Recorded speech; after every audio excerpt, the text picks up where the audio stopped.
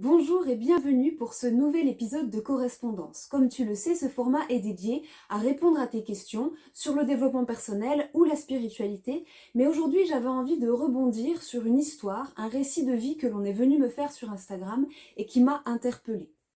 Après 10 années de cancer du sein et une très longue lutte contre la maladie, ma correspondante a vécu une expérience de mort imminente. Et cette expérience a, comme pour beaucoup de gens, ouvert de nouvelles perspectives dans sa vie et développé son canal médiumnique. Elle s'est donc réveillée médium, capable de voir les morts, de discuter avec eux, capable également de ressentir les énergies et de canaliser des soins énergétiques. Elle s'est réveillée avec une vision de la vie complètement nouvelle, avec une vision du quotidien nouvelle, et malheureusement, cela n'a pas été compris. Elle s'est sentie tout à coup dans un manque d'alignement avec les personnes qui l'entouraient et qui n'avaient pas vécu ce qu'elle avait vécu, qui n'en étaient pas au même point d'élévation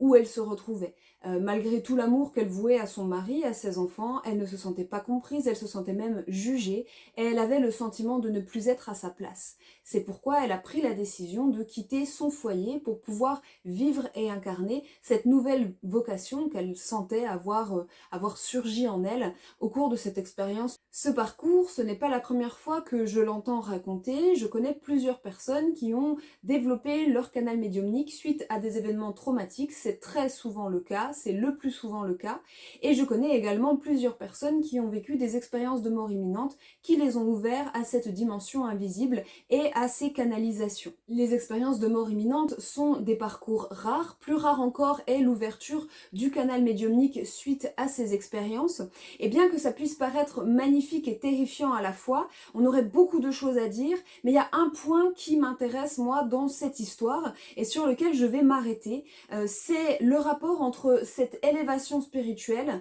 l'impression d'avoir atteint un nouveau palier de compréhension et d'aboutissement spirituel, et la nécessité de rompre, de couper, de se séparer d'avec des éléments pourtant constitutifs de notre quotidien, ces séparations parfois violentes vis-à-vis de nos repères et notamment de certains de nos proches. Alors, si on ne vit pas tous des expériences de mort imminente, et fort heureusement, on vit malgré tout, dans nos existences plus, disons, ordinaires, ce type d'expériences qui font partie du chemin. Alors, je vais vous donner deux exemples que j'ai pu trouver pour illustrer cela. Par exemple, vous êtes dans un couple avec quelqu'un depuis de nombreuses années, ça peut arriver, ça arrive même fréquemment qu'à un moment donné, on se réveille en se disant « je ne suis plus à ma place ». Ce n'est pas que la relation se passe spécialement mal, ce n'est pas que le quotidien soit désagréable, mais c'est simplement qu'on a fait peut-être le tour de cette relation et qu'on a pris, sans s'en rendre compte, pas toujours consciemment et pas volontairement non plus, un chemin différent de celui de notre compagnon. Dans ce cas-là, la rupture semble effectivement inévitable, même s'il nous arrive de résister. On va devoir quitter cette personne parce que en réalité, on n'est plus aligné et on a atteint un degré de compréhension et d'élévation que l'autre n'a pas encore atteint, et on développe de ce fait de nouveaux besoins et de nouvelles limites que l'autre n'a pas encore développées. Autre exemple extrêmement parlant et que pour le coup nous rencontrons absolument tous, c'est le passage à la vie adulte. Eh bien oui, Bah oui, Jamy. eh bien oui, entre l'enfance et la vie adulte, il y a ce passage de l'adolescence au jeune adulte, et dans ce processus naturel, on va couper des liens, on va couper une situation. Il y a le fait de quitter le foyer, il y a le fait aussi de couper, parfois brutalement, à travers la crise de l'adolescence, le cordon ombilical qui nous reliait aux parents. C'est une question bien évidemment de logique, c'est-à-dire que l'enfant en grandissant devient autonome, et une fois qu'il est autonome, il n'a plus besoin de son parent. Plus encore, il a besoin de s'affranchir de ce parent pour pouvoir construire sa propre vie. Et on le retrouve d'ailleurs dans les cycles naturels avec, par exemple, l'exclusion des jeunes loups de la meute. Une fois les louveteaux devenus adultes, ils sont chassés de la meute et doivent aller construire leur propre meute ailleurs ou rejoindre d'autres meutes, faire leur propre chemin. Et puis de la même façon, l'oisillon, une fois sevré, eh bien, va quitter le nid pour aller construire un autre nid ailleurs. Ce sont des processus qu'on retrouve dans la nature et ce sont des processus que l'on peut croiser à plus ou moins forte raisons dans nos vies. Au sujet de ce processus et de son aspect purement naturel, il est intéressant de constater d'ailleurs que nos cellules savent bien avant nous qu'il est temps de couper le cordon. Bien évidemment qu'au cours de la croissance, le corps va faire émerger ses caractéristiques sexuelles, par exemple, on va grandir, devenir plus grand que sa mère ou que son père, être dans une nouvelle posture, et finalement, le corps annonce ce que le psychisme ne fait que sentir au départ, qu'il est temps de quitter le nid. C'est donc un processus non seulement psychologique, mais aussi physique de par le mouvement que cela engendre, et également biologique, vraiment au cœur de nos cellules. Dans toutes ces situations, que ce soit dans la situation de ma correspondante, que ce soit dans la situation d'un jeune adulte qui devrait quitter le foyer, ou encore d'un couple qui est arrivé au bout de son processus d'attachement, on est dans tous les cas dans une situation où la rupture devient non seulement nécessaire, mais est quelque part logique, parce que si j'ai évolué à travers cette relation, que ce soit ma relation à mes parents, ma relation à mon conjoint par exemple,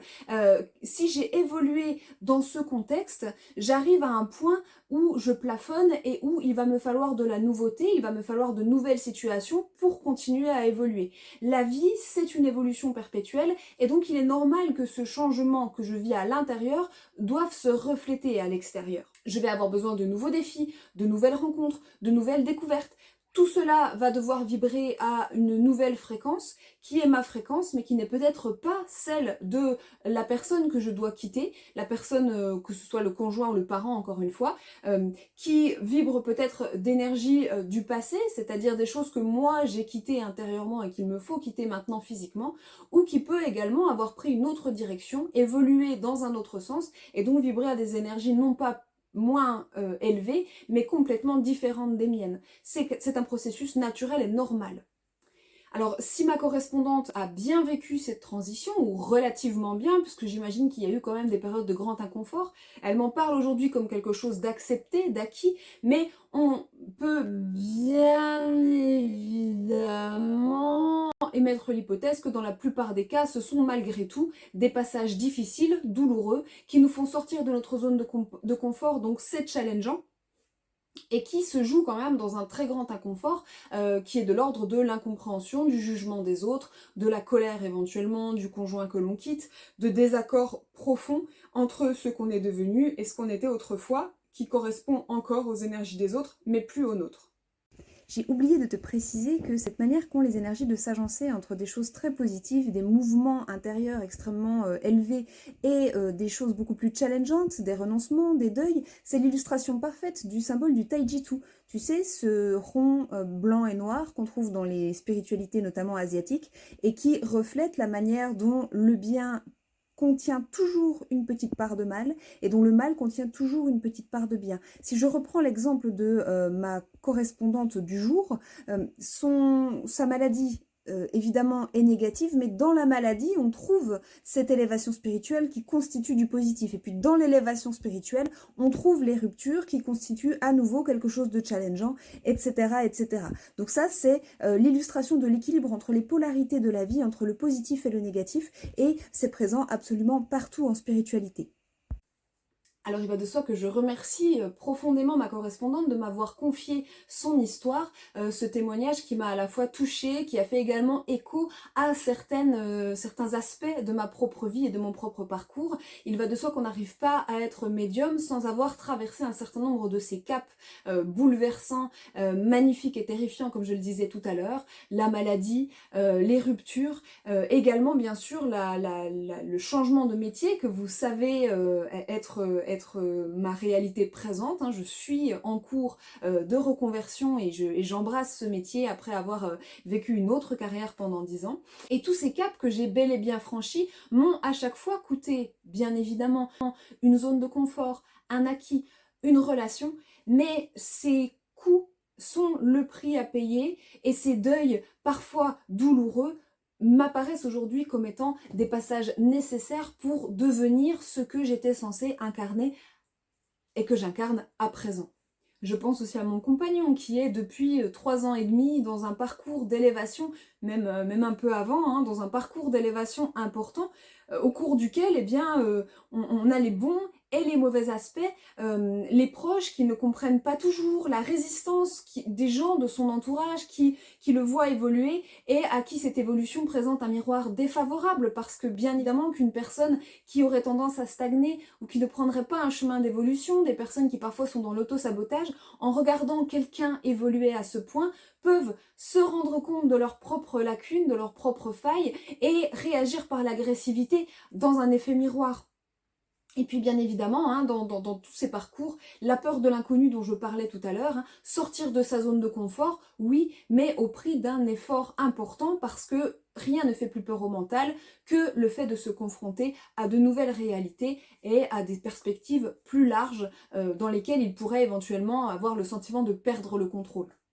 On voit que si ces caps sont difficiles, s'ils comprennent des deuils, ils sont malgré tout très beaux et ils nous emmènent vers d'autres degrés d'élévation, d'autres hauteurs, des perspectives nouvelles et sans doute des opportunités d'épanouissement plus grands. On voit que c'est un processus naturel et on comprend que c'est un processus qui est bon malgré les parts de difficultés qu'il contient. Alors, ce que je vous propose de faire, c'est de vous tenir dans une attitude de gratitude vis-à-vis de ces mouvements qui sont souvent challengeants, parfois très challengeants, mais qui, dans tous les cas, font battre le cœur, dans tous les cas, impulsent des élans nouveaux et nous permettent de nous rapprocher toujours plus de notre véritable nature et de notre véritable vocation.